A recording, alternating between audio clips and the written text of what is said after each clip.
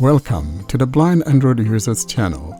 This is your source for everything Android, tutorials and demos, all from a blindness perspective. Don't forget to subscribe to our channel for more content like this. Hello everyone and welcome to episode 72 of the Blind Android Users podcast. This is being recorded today, April 23rd, 2022. I am here with my co-hosts and a very special guest who is going to be part of our podcast today, and we'll be talking about his Android journey story. Coming up, we have our announcement segment. Then we have the Android Basics segment, wherein we talk about the battery management. Up from that, we have the app of the week. And this week, we have our special guest, Rod Maccoux, who will be talking about a very special app for those of you that play music or know how to play music. Following that, we have the Talkback highlights. And then we conclude the episode with my very favorite segment of the podcast, and that will be the Android journey story. And of course, our guest, Rod Maccoux, is here to talk about his Android journey story. And that would be the conclusion of our podcast for today. Guys, what's going on? Cam, tell me about that new toy you got. What's up with that? Oh, you mean the awesome Samsung Galaxy Watch 4? That is absolutely beyond amazing. Yeah, I just got it yesterday and did a complete setup of it. Just trying to figure out where things hide, get it all tweaked up to my specs. Loving the fact that I actually have the dial on it. So the rotating crown makes my life so much more convenient for navigating the menus. So yeah, I'm pretty pumped. Nice. Well, rumor has it that sometime this year, the Galaxy 5, for some reason, Samsung is going to be getting rid of that. I don't know how true that is. That doesn't make sense. Actually, my girlfriend said something about that this morning, that it looks like the Galaxy Watch 5 will be coming out, and I'm sitting there going, it seems a little strange that they'd pump out the 4 and the 4 Classic and completely go against what they normally do and pump out a new one. So, I mean, if a new one comes out, great, but I'm not going to expect it. I would expect more of your budget line, like your Active or something like that, to come out opposed to a new flagship. Yeah, but I don't know why they would want to get rid of the crown, though. But anyway, we'll see what happens. These are just rumors. Austin, what are you cooking? You got back into that new house, haven't you? Yeah, I got back into my new house. My house is ready and got it rebuilt at last. So back into the new house. You gonna make me some of the awesome tikka masala? Yeah, that's what is for dinner today.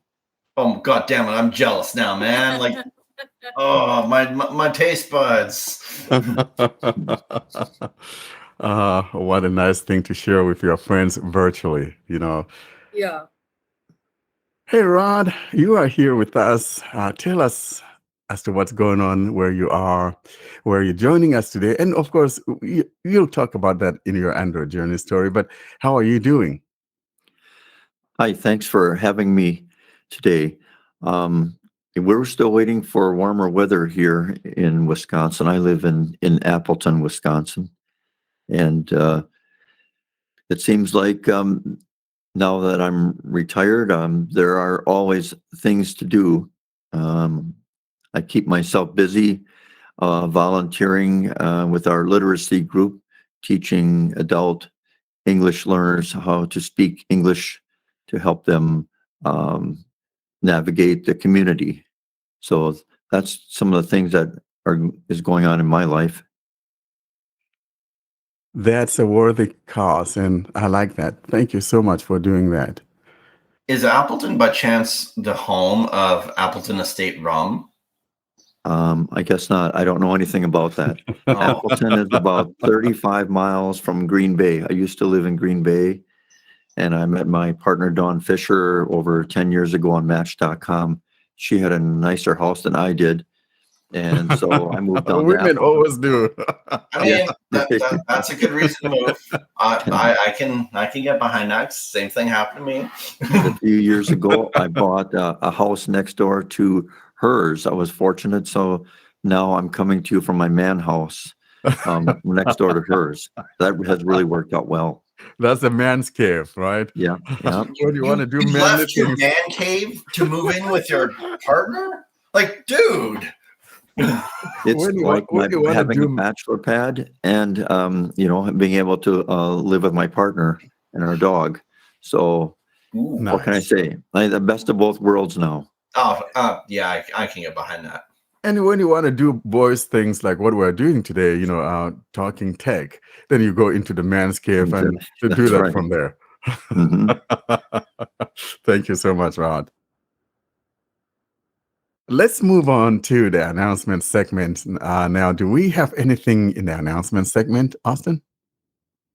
Today's announcement section is very packed. First of all, the dates for the DroidCon is 2nd and 3rd of June. I know it's very far away, but once the date gets close, we'll give another announcement for that. The next announcement is suddenly Talkback 12.2 dropped, and with lots of new things. So that is a good thing. Warren, do you want to talk about it? So it is that some people have gotten that Talkback 12.2 and some haven't. So if you haven't gotten it yet, I guess the word here is to be patient. It's interesting that some people have already gotten it and some haven't gotten it. It's just one of those things. I think it rolls out region by region, but people have talked about the fact that they've received it, and we'll see how it all pans out. I think we'll talk about it fully next week, when more and more people have gotten it. So in that way, no one is feeling like they're being left out of the big party. So we'll talk about that next week when a lot of people have gotten that new update. Now we move on to our next segment, and that's our main focus of the episode. And this week we're talking about battery management. As we continue our way through the system settings, we now come to the battery management. And today we're talking about battery management. This is where we go in and change how the battery is used, whether we want to activate that adaptive battery management and things like that. And also here is where you could find things like battery sharing and all of that. But you have to go into the battery settings within the system settings to do all of that. And also from here, you could also control as to which app has access and how long, whether they should have access to that battery perpetually or just limited fashion. And so we will be having Ed talking about that as he demos what we're talking about here. But before we do, though, do you guys have any comments before we have Ed talk about this battery management? So one thing is there that we need to be very careful while setting this section up. We need to be very careful while setting things up here, because some apps, some settings might not allow apps to work properly, because especially battery optimization will limit the app performance, and notification delays will be there. So you need to remember what app you're giving access to what, and then you need to be able to revert. So be very careful while doing things in this section. That is very true, because if you find an app that is misbehaving or maybe not behaving right because of the battery, it could be all in here, and you need to go in here and check. And to be sure, though, if it's an app that you rely on, especially if something that you want to get notifications promptly on time, you want to make sure that that thing is not set to or is not put in the column that its battery is limited. So you want to be sure you choose things here wisely. And yet in the same breath, you want to make sure that you're not overly putting out a lot of things in here that will wind up draining your battery and leaving you with a short battery and things like that. So it's one of those things that one learns by which ones he or she needs, and using that kind of discretion then makes it possible for one to get the things that they need. Because if you don't, then you're going to have too much going on, and then you have that short battery I talked about. And yeah, so be careful what you do in here and manage things well. And also, I noticed there was a time I set mine to, hey, when it's at 2% or 3%, then turn on the battery saver. And I noticed that I don't remember what phone it was. It was actually affecting my talkback to where if it reaches that percentage, then one does not have that speech output anymore from the screen reader. And so I noticed that. And then, of course, I made sure that even if I have the battery saver thing on, that I exclude it from affecting my screen reader. So that's something to keep in mind. We will now turn on to Ed's demonstration of this segment. And here is Ed with the battery management. Ed, take it away. Hello everyone, I'm Ed Green, and this week I'm here to demonstrate some of the battery settings you'll find on your Android phone. I'm using my Sony Xperia 1 Mark III. Your battery settings may well look a little bit different, and you might find some of them in different places, but you should be able to follow along and get the general gist. So I've opened up settings, I've gone into battery, and let's take a look at what we've got here. 81%, about 21 hours, 46 minutes left, enlist. That's fairly self-explanatory. That's my current battery charge and the anticipated time the battery has left based on my typical usage. Battery usage, view usage from last full charge. So we're going to go into here. This is battery usage, and it will show you, as it said, the usage from last full charge, and it will show you on a per app basis. And in here you can configure certain things, which I'll show you in a minute. So I'm going to double tap. Settings, battery usage, out of list. Navigate up, button. And I'm going to explore to see what we have in this page.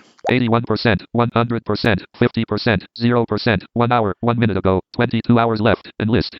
So that's obviously some sort of graphical representation of my battery usage. I'm not quite sure what that's meant to show me, but you heard it read various percentage figures as well as time increments when we went over that. Battery usage since full charge, heading. Now this will show me battery usage since full charge on a per app basis. So let's have a look at this. Screen, used for 3 hours, 2 minutes, 15%. Aquamail, used for 50 minutes, 10%. Google Play Services, used for 1 day, 1 hour, 21 minutes, 10%. Mobile Network Standby, used for 6 hours, 30 minutes, 8%. Facebook, used for 53 minutes, 6%. So you can see the various different apps and the amount of battery that they're using. Now what you can do in here is double tap and see whether the app is optimized or not. So let me talk a little bit about that.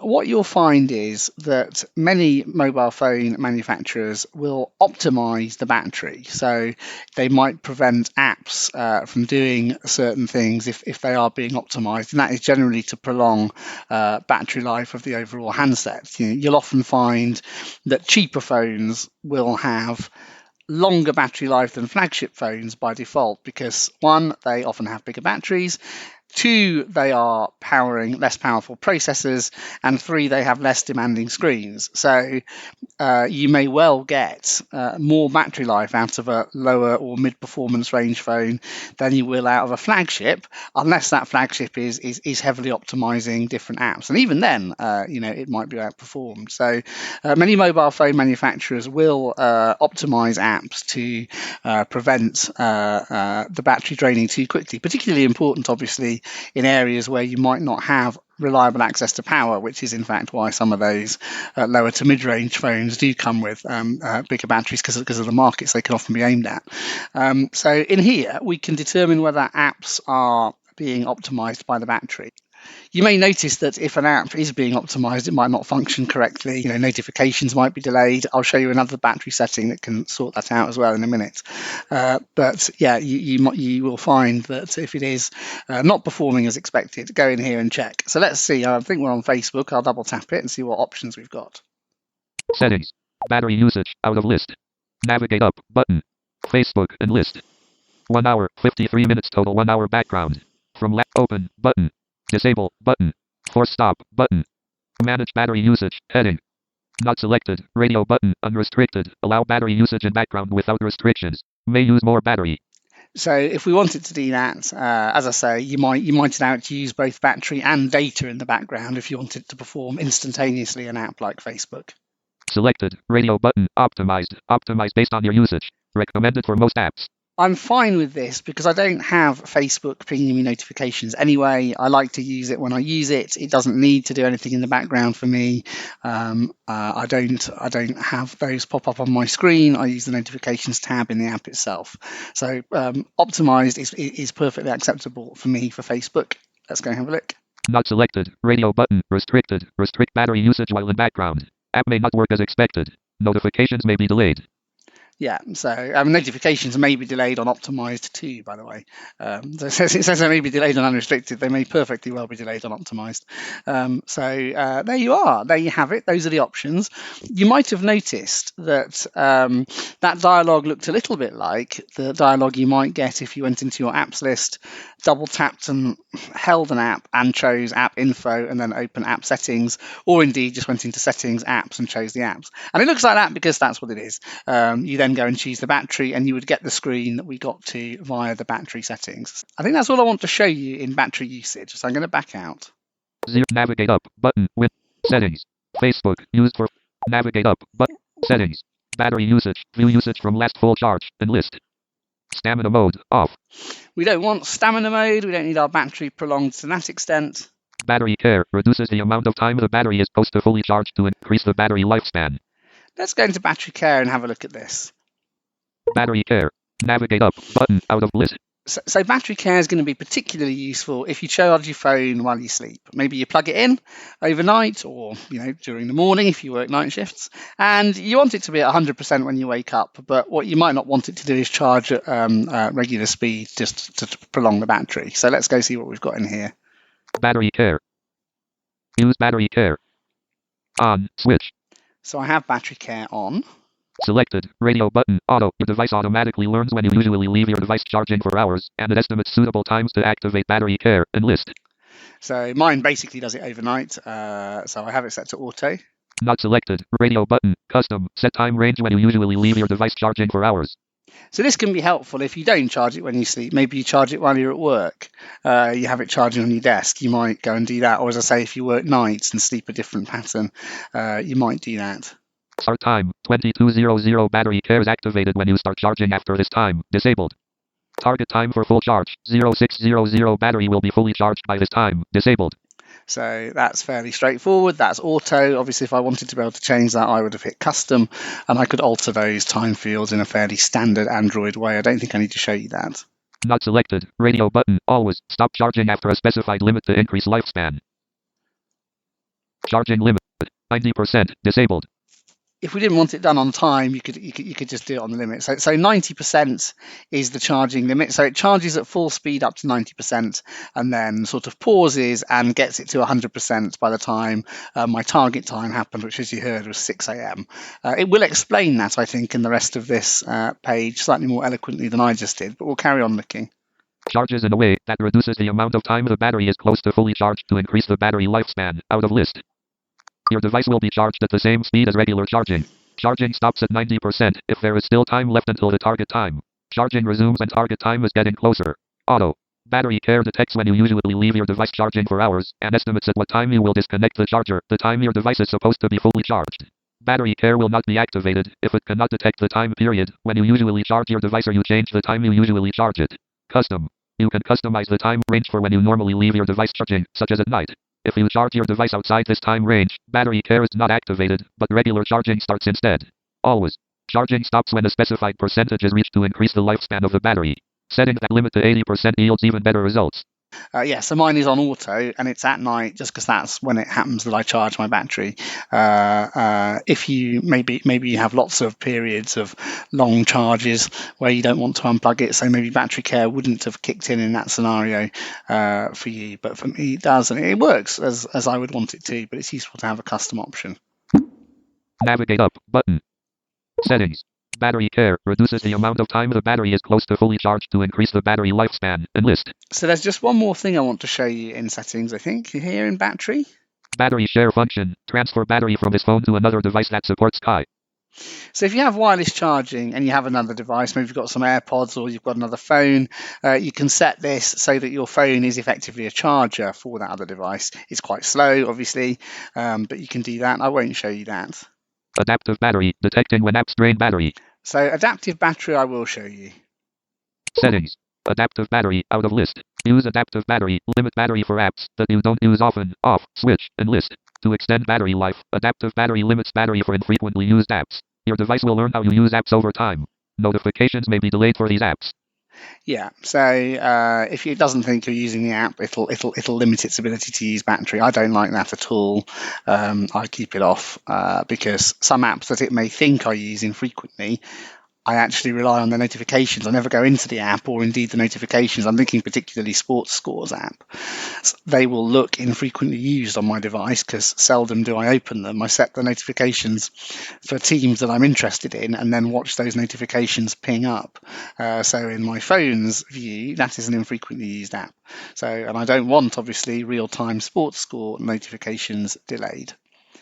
So that, folks, is a quick tour of some of the features in battery settings. Thank you so much, Ed, for that wonderful demonstration of the battery management.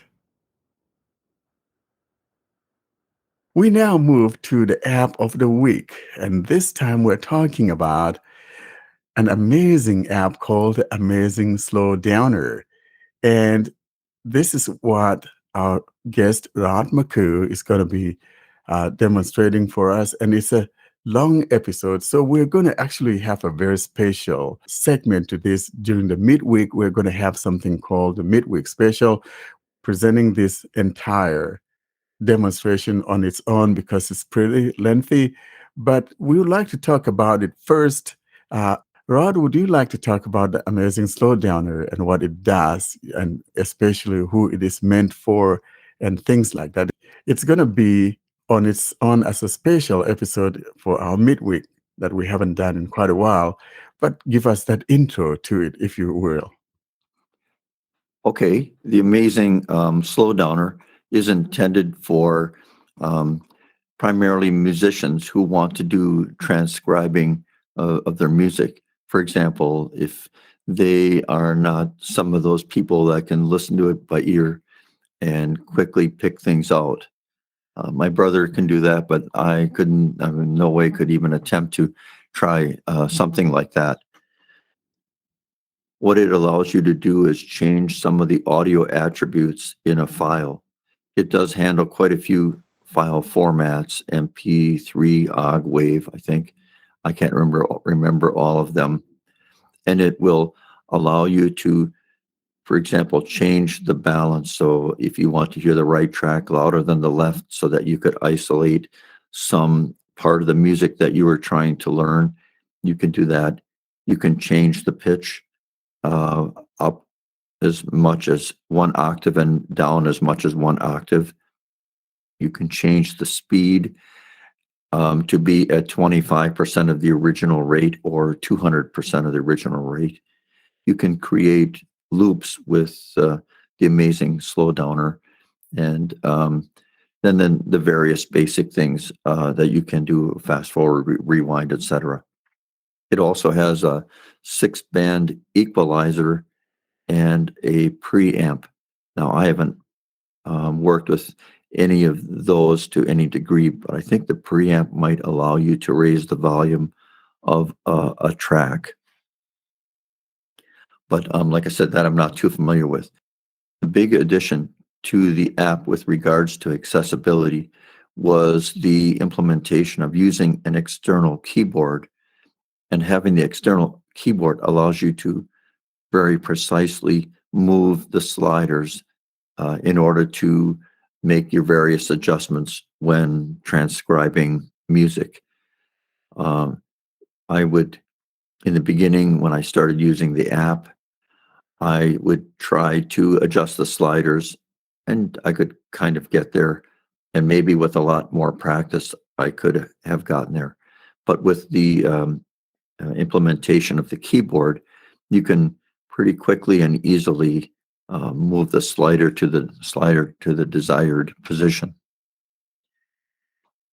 Other things that you might be able to do with the amazing slowdowner that aren't musically related might be to use it to record lines to memorize. For example, if you were in a play or you wanted to learn a speech, you could create a loop and use it that way.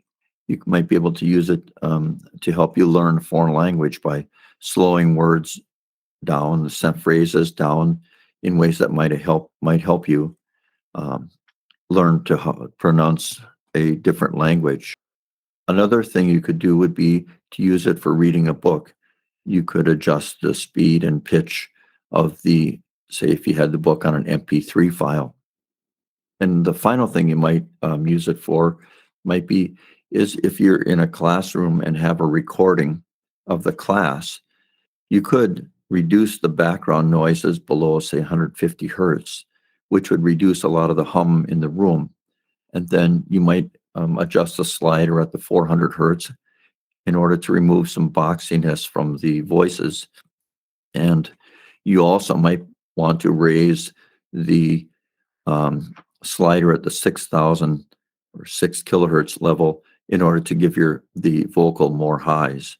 So those are just a few of the things that you might want to do if you want to use the amazing slowdowner. Really interesting. So it seems like this has more than what meets the eye. It does other things just besides that music thing that you're talking about, because I don't play music, but so it sounds like this would be a heaven for someone who knows how to play music and it's learning some songs that he's heard or would like to know how to play those songs. And most especially if one is not able to read music, for example, I think this is going to be a very good tool for such a person that does not have the ability to read music, but, read it by ear. Yeah, so I think this is a very good thing for people to have. And by the way, I think if we haven't mentioned, you already mentioned it in the recording that we encourage people to listen to. It's going to be on our YouTube, and also then we're also going to be putting it as a midweek special. And by the way, give people a heads up. This thing is like $10, right? I don't think is there a trial for this thing? I'm not sure. There is a trial. I forgot. There might be some limitations. It's been a while since I looked at the app, but the Android app version of the app is only $9.95. Okay, and it does have a trial, right? I believe so, but the trial may be limited. Of course, they're always limited. That's why we're paying. If you want to have the full experience, then absolutely you have to buy it. And $10 for such a great app is not bad at all. Yes, I would say it's a very economical way to have the ability to be able to change audio attributes in your file. Well, thank you so much for that, Rod, and we will be looking forward to having it on there, and then we'll be having it as our midweek special. Great, and thank you for allowing me to show people what this app can really do. I'm really hoping that people in various ages will find it useful. Those who, for example, are taking music in school, or up to the adult that just wants to have music as a hobby, would be able to use this app. Thank you. We now move on to our next segment, and that would be the theme of highlights from Talkback. And this week, I demonstrate another highlights of the gestures from Talkback, and here is that demonstration. We continue now with our theme of highlights from Talkback. This is installment 34. In the last installment 33, I discussed the double tapping and holding to enter the selection or ending of the selection mode. Today, I'll be talking about the triple tapping with 2 fingers. For today's demonstration, I'll be utilizing my Pixel 4 running Android 12 and Talkback 12.1, and for the TTS engine, I again am utilizing the speech services from Google. I am on the home screen now and will navigate my way to the Talkback menu by tapping with 3 fingers to invoke the Talkback menu. Talkback menu. Actions. In list. I am in the Talkback menu. The next thing I want to tap on is the Talkback settings. Talkback settings. Talkback settings. Navigate up. Button. Out of list. Here we are in the Talkback settings. Next thing we want to do though is to scroll down the page or scroll down the screen, and we do the scrolling down by putting two fingers in the middle of the phone and gliding those fingers upwards, which in turn scroll down the page. Thus, to scroll up the page, one would put down two fingers in the middle and glide the fingers downward, which scrolls up the page. In this case though, I'm scrolling down the page and I'll therefore be gliding the fingers upwards. Now that I have scrolled down my page, I'll put my finger down, and what I'm after is the item that says Customize Gestures. Here we go. Customize gestures. Here is Customize Gestures, and I'll tap here to activate.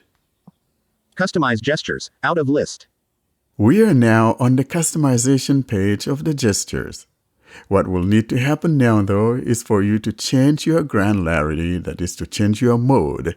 In other words, if your talkback was in word mode or in lines mode or paragraph mode, what we need to do now is to change that mode or that granularity to the headings granularity.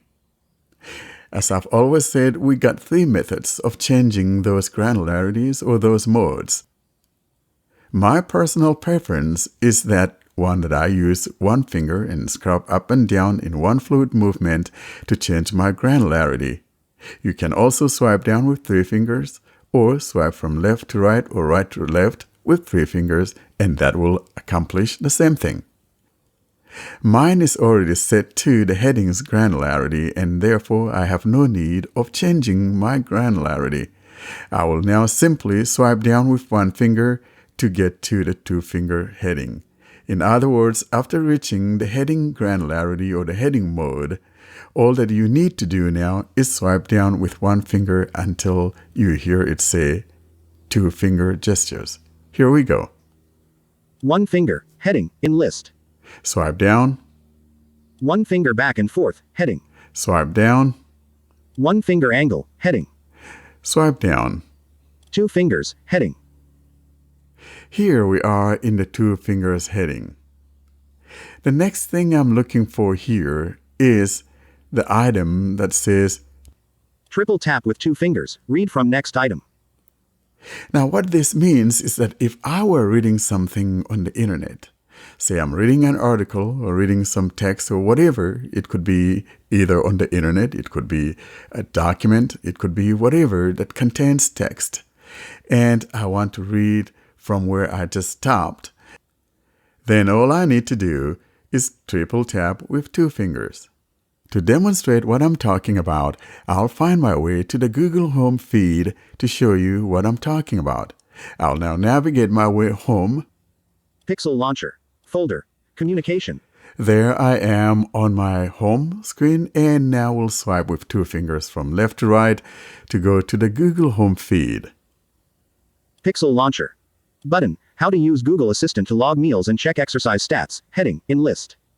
Here's an article here about how to use the Assistant to check meals and stats. Button. How to use Google Assistant to log meals and check exercise stats. Heading. I will tap here to open this particular article. 0%. Progress bar. Chrome. How to use Google Assistant to log meals and check exercise stats. Android Central. WebView. Here's an 74%. article from Android Central about how to use the Google Assistant to check your stats and things like that. Now, if I put my finger down, Advertisement. Region. Third-party ad content. and if I want to read from here, I'm going to triple tap with two fingers. How to use Google Assistant to log meals and check exercise stats. Heading 1. By Andrew Myrick. Link. Published about 22 hours ago. Let Google Assistant handle your workout and meal tracking. Facebook. Link. Twitter. Link. Pinterest. Link. Google Assistant and MyFitnessPal on Pixel 6 Pro with Galaxy S22 Ultra. Graphic. I just tapped with 2 fingers to pause the reading.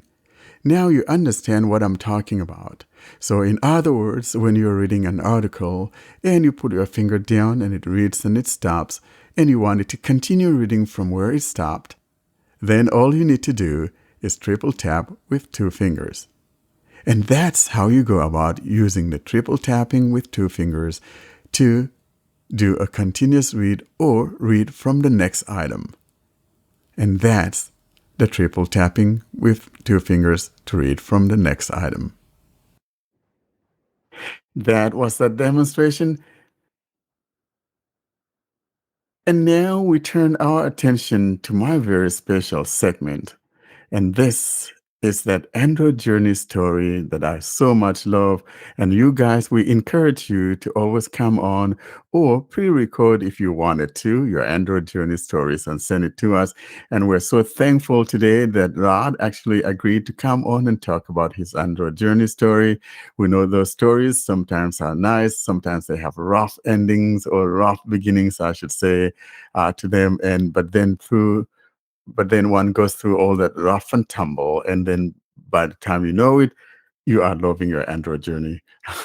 So, Ron, welcome again, and we'll turn over the mic to you and have you talk to us about your Android journey story, when you started, what difficulties you encountered during this journey, and things like that, and how you got to know about some of the blind Android communities out there and have become part of us.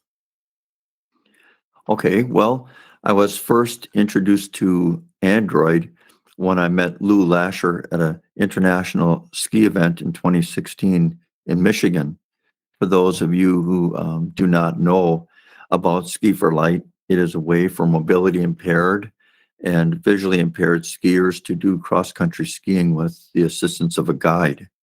It's a week of skiing and socializing. There are a lot of motivated people at those events.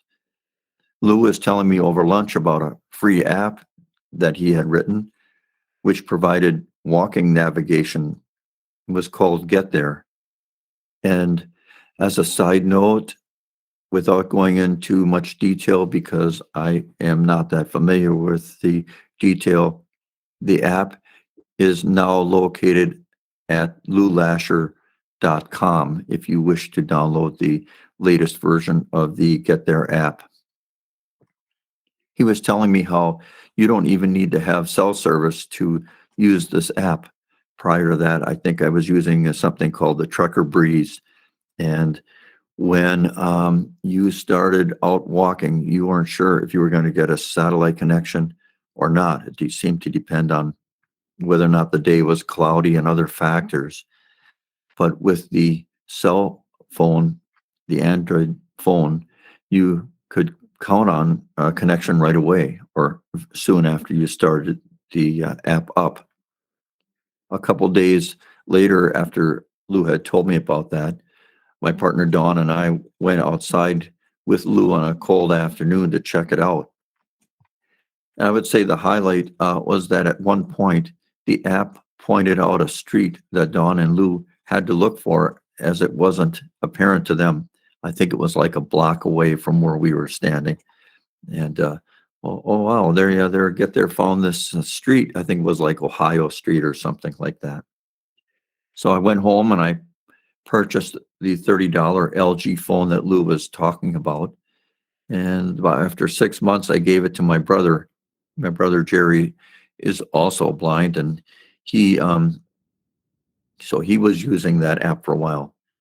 And I bought a Moto E, which I still have today. I think it was probably in the same price range. And unfortunately, between Motorola and Google, they are slowing the phone down to a state of unusable. I really like that phone for use with Get There, as it was small and it had an adequate volume. It was also a phone that I used for quite a while to assist me with indoor cycling and running.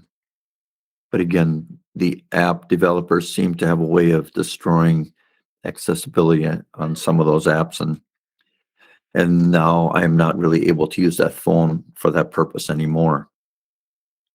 In the fall of 2016, I decided to purchase an Android phone with cell service. So unfortunately, I made the mistake of purchasing a Moto Z phone. The support from Verizon and Motorola wasn't very good. In the end, the phone was only upgraded to 8.0.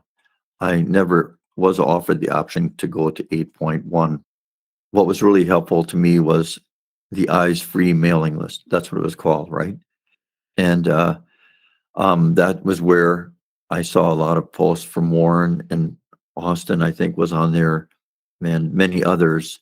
It was a very high traffic list, but it was also very helpful. And I had Anna Garza's book on Android. It seemed at that point that there was so many things to learn, and then apps would change. So it felt like you were always trying to just keep your head above water. But eventually, I found the phone to be comfortable to use for various applications. But I had problems with the Android phone itself. For example, making simple phone calls. Right now, I really don't remember what they were, except that sometimes Talkback would scream in your ear when you were holding the phone to your ear. And so after a while, after my 2-year contract was up, I decided I needed to really switch over to iOS. Dawn had iOS, and although I had some reluctance to do so, I switched over. And while Apple is the iOS is anything but perfect, I felt I needed to do that, weighing all the pros and cons. I still like my Moto Z phone for other things, even without cell service. You never know when you might find a visually impaired person that could use help with Android. So I think it's good to know. And at some point, perhaps there will be an opportunity which will cause me to decide if I, really do need to get, for example, the Android phone and the watch. It depends if there's an application in there that I would really like to use. It's really interesting, Rod, that you talked about that. I'm talking about that LG phone you're talking about, the $30 phone. I remember Lou talking about that phone on the mailing list back during the ISP days. And of course, I had also gone out and gotten one. I think mine was 1999. It was called the Sunrise, LG Sunrise, very little compact phone. And, amazingly, actually, it had Talkback running on it. And I I turned that thing on and it worked. So I gave it to my kid. My kid was very young at the time, and it was a perfect phone. But it's interesting that you were actually able to run the GPS app on it, and actually that you liked it. This is one of those things in Android that we really like, because it just cuts through the whole price points, whether you want a flagship device, mid-ranger or below mid-ranger phone and things like that. You can find it all strewn across the Android landscape. And so that's one of the things that I like about it. And so when I hear stories like yours, where, there's this type of experiments or whatever that, people have this type of phones and all of that, and yet be able to use it, I think it just goes to prove that point that Android is that versatile. Yes, it is. It is amazing. I just wish it wasn't so hard to keep up on all the changes in TalkBack. And on the Apple side, it seems like we're always trying to just stay ahead. But I am interested in updating my Android skills again. And I think someday I would probably buy a Samsung phone. I like the idea of having Ant Plus on the Samsung phones, because when we go cycling, we can use our bike sensors, and if we need to, we can share the sensor with Ant Plus that you can't do with Bluetooth.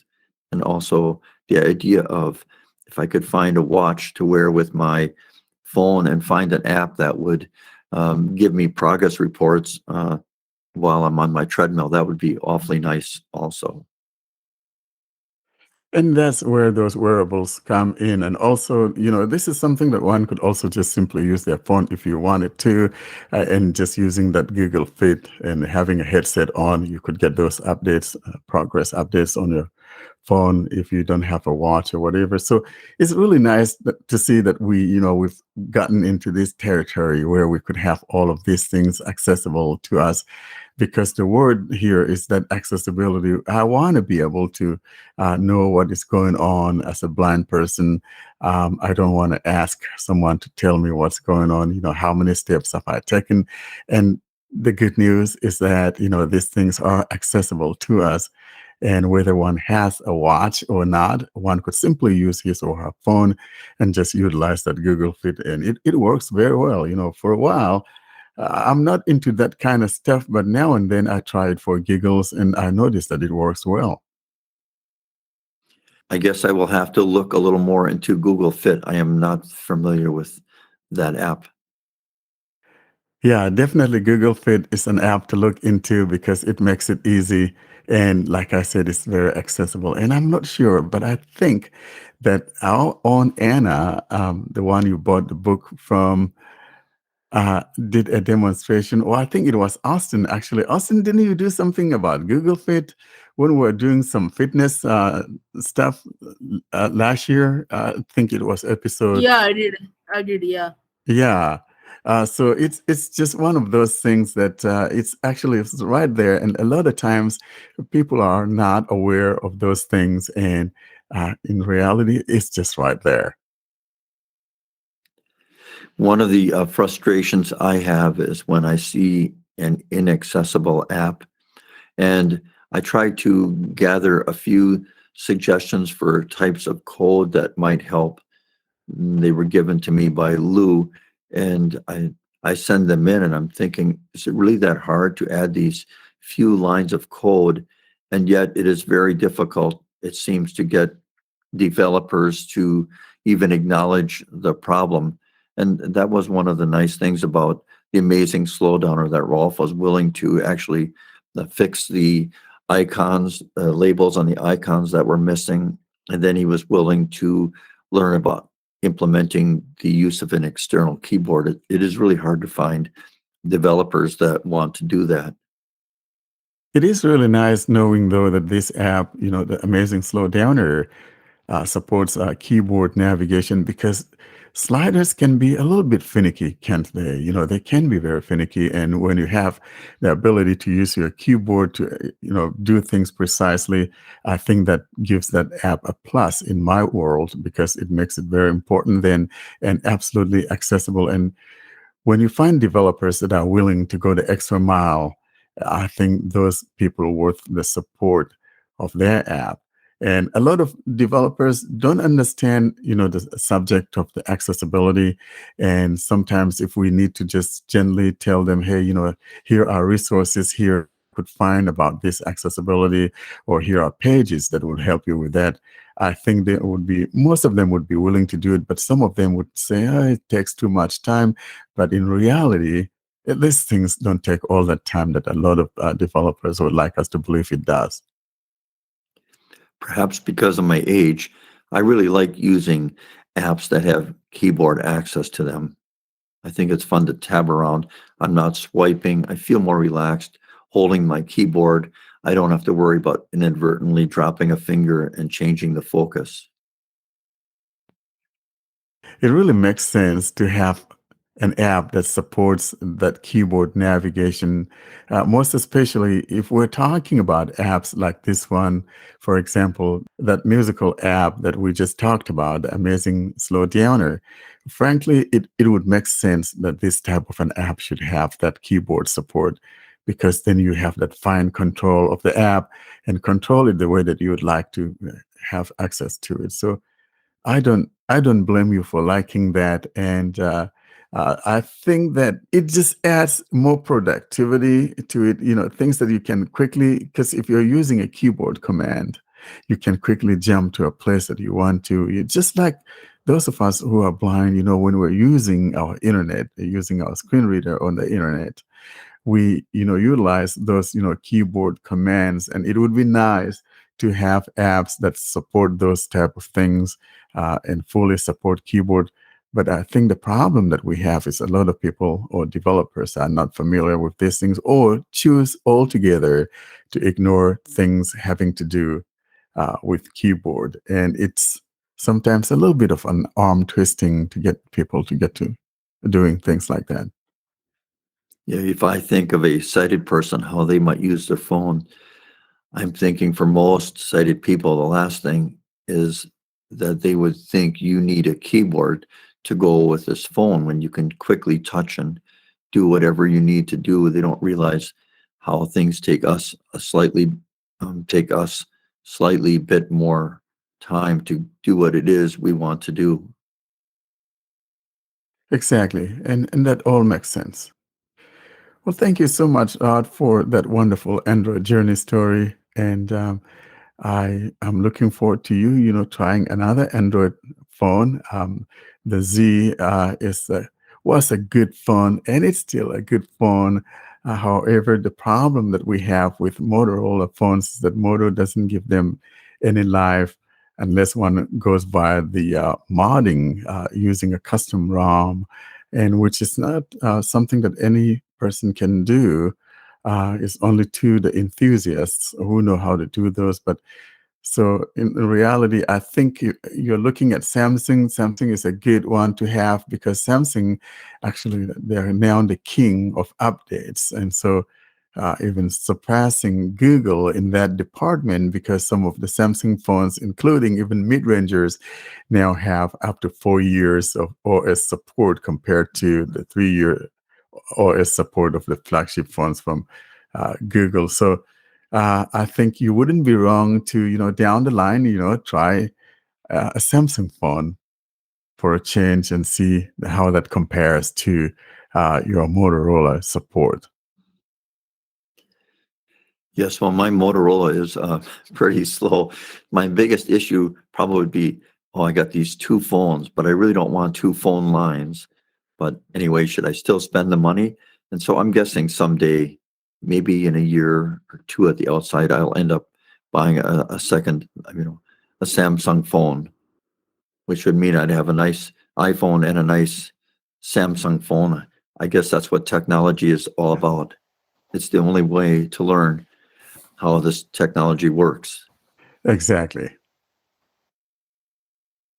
Well, that brings us to the conclusion of this week's episode. And again, we thank you guys for listening to us. We're looking forward to catching you guys next week. And from my end, I say goodbye. Later. So long. Bye, everyone, and look forward to the midweek episode. Great. And that has been another episode of the Blind Android Users Podcast. As always, we appreciate hearing from you. You send those email messages to contact us at blindandroidusers.com. For those My Android Journey stories, we encourage you to send those to myandroidjourney@blindandroidusers.com. Until we see you in our next episode, you have a wonderful day.